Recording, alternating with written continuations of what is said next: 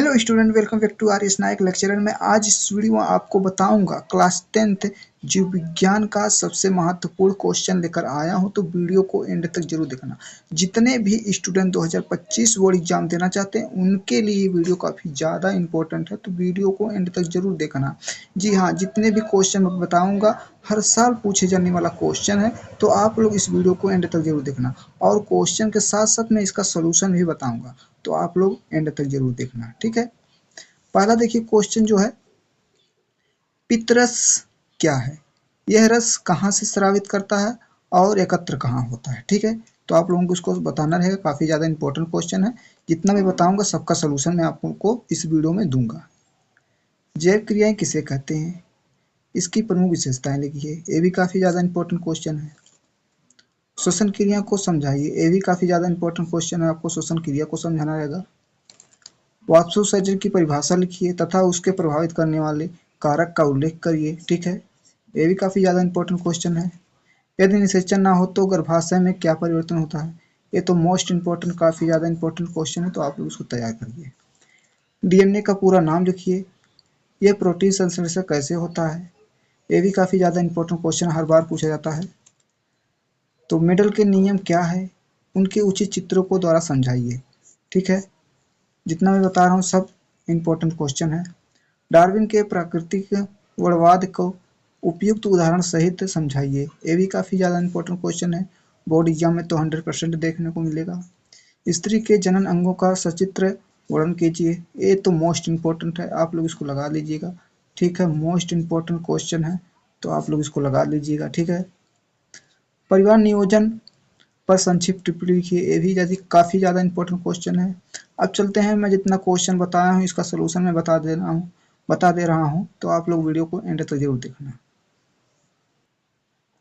ये देखिए, पितरस क्या है, ये रस कहाँ स्रावित करता है, एकत्र होता है कहाँ पर। ठीक है, तो आप लोग देखिए, पितरस यकृत का कोशिकाओं में बनता है। ठीक है, कहाँ बनता है, यकृत की कोशिकाओं में बनता है। ये पित्ताशय नामक संरचना में संचित रहता है, जो यकृत के नीचे स्थित होता है। पित्त में पाचक एंजाइम उपस्थित नहीं होता है, यानी कौन सा नहीं होता है, पाचक एंजाइम उपस्थित नहीं होता है। यह किंतु वसा के पाचन के सहायक है। ठीक है, किसके सहायक है, वसा के पाचन का सहायक है। ठीक है, तो आप लोग का ये पहला क्वेश्चन हो गया। ठीक है, आंसर। अब देखिए नेक्स्ट जो है, जैव क्रियाएं किसे कहते हैं, इसकी प्रमुख विशेषताएं लिखिए। ये भी काफ़ी ज़्यादा इंपॉर्टेंट क्वेश्चन है, तो वीडियो को एंड तक जरूर देखना। ठीक है, तो देखिए, समस्त जीवधारियों में उसकी आधारभूत आवश्यकताओं की पूर्ति हेतु शरीर में कुछ संरचनात्मक एवं विश्लेषणात्मक क्रियाएं सदैव चलती रहती है, जो जीवन के जीवित बनाए रखने के लिए आवश्यक होती है। ठीक है, जो हमेशा चलती रहती है और जो जीवन के हमारे जीवन में जीवित रखने की क्रियाएं को हमेशा चलती रहती है, उसी को हम देखते हैं जैव क्रियाएं कहते हैं। ठीक है, इन्हें जैविक क्रियाएं कहते हैं, इन्हें जैविक क्रियाएं कहते हैं। मैं बता दिया ना, जो ऐसी ऐसी क्रियाएं हैं जो मतलब चौबीसों घंटा आपको क्रियाएं चलती रहती है, यानी कि शरीर को जीवित रखने की वो प्रक्रिया हमेशा उसकी चालू रहती है, उसी को हम जैविक क्रियाएं कहते हैं। ठीक है, जैसे कि पोषण, श्वसन, परिवहन, उत्सर्जन, वृद्धि, जनन आदि। ठीक है, ये सब क्रियाएं कैसी है, ये कंटिन्यू चलने वाली क्रियाएं हैं। ठीक है, अब देखिए जो है,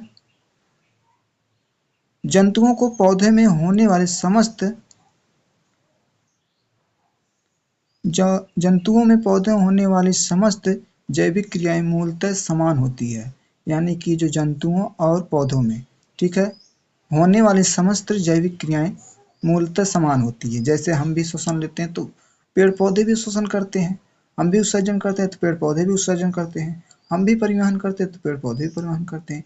आप लोग पूछेंगे कैसे, बिल्कुल सेम उसी प्रकार से होता है। ठीक है, अगर एक पेड़ हरा भरा है तो उससे जान लीजिए श्वसन कर रहा है, अगर वो मतलब सूख गया तो श्वसन करना बंद कर देगा। निम्न श्रेणियों की जीवधारियों में जैविक क्रियाओं का संचालन सरल और उच्च श्रेणियों में जीवधारियों की जैविक क्रियाएं संचालन जटिल होता है, यानी कि ठीक है, किसमें? जीवधारियों में जो जैविक क्रियाएं होती है वो सरल होती है, और उच्च श्रेणियों में जीवधारियों में जो जैविक क्रियाएं होती है वो जटिल होती है। ठीक है, इतना आप लोगों को ध्यान रखना है। अब नेक्स्ट क्वेश्चन देखिए,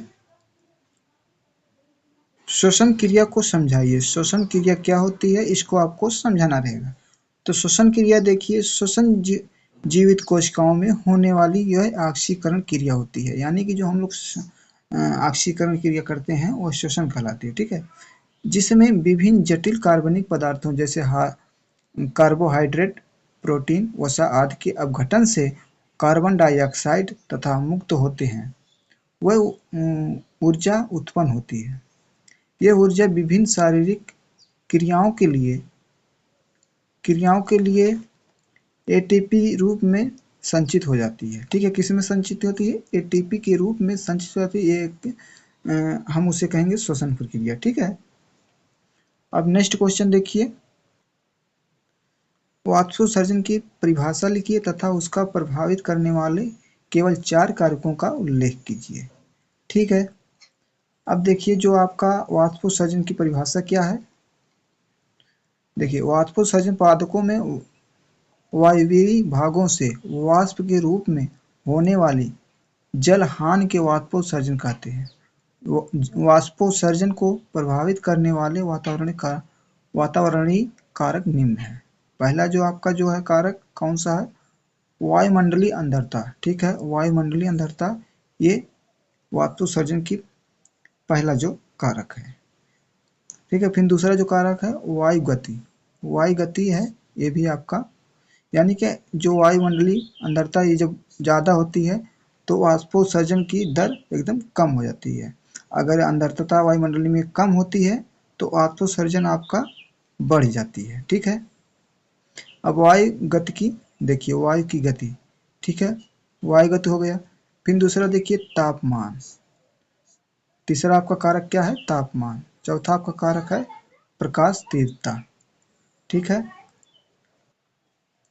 नेक्स्ट क्वेश्चन देखिए, यदि निषेचन ना हो तो गर्भाशय में क्या परिवर्तन होता है?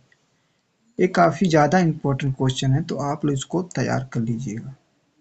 ठीक है, स्क्रीनशॉट ले लीजिए। यदि निषेचन नहीं होता है तो गर्भाशय की भीतरी परत, ठीक है, भीतरी परत ध्यान रखना, भीतरी परत जो मोटी और उत्तकी होती है, यानी कि मोटी होती है और कैसी होती है? उत्तकी होती है। यह परत धीरे धीरे टूटकर योनि मार्ग से रुधिर एवं म्यूजिकस के रूप में निकासी यानी कि निकल जाता है।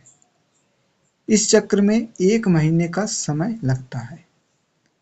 ठीक है, यह ऋतुस्राव या रजोधर्म कहते हैं। ठीक है, रजोधर्म या ऋतुस्राव कहते हैं, यानी कि हम लोग अगर देखें तो गांव भाषा में पीरियड कहते हैं। ठीक है, इसी को हम लोग कहते हैं ऋतुस्राव। इसकी अवधि लगभग 2 से 8 दिनों की होती है, यानी कि ऋतुस्राव की अवधि लगभग 2 से 8 दिनों की तक होती है, चलती रहती है। ठीक है, अब नेक्स्ट क्वेश्चन, डीएनए का पूरा नाम लिखिए। यह प्रोटीन संश्लेषण कैसे होता है? तो देखिए, डीएनए का पूरा नाम डीऑक्सी राइबोन्यूक्लिक अम्ल है। डीएनए द्वारा आरएनए का संश्लेषण किया जाता है। किसके द्वारा? डीएनए द्वारा आरएनए का संश्लेषण किया जाता है, जो कि प्रोटीन संश्लेषण के लिए अति आवश्यक है। इस प्रक्रम को अनुलेखन कहते हैं। इस प्रक्रम हम क्या कहेंगे? अनुलेखन कहेंगे। आई होप कि आप लोगों को समझ में आ गया। अगर चैनल पर नए हो तो चैनल को सब्सक्राइब कर लीजिए।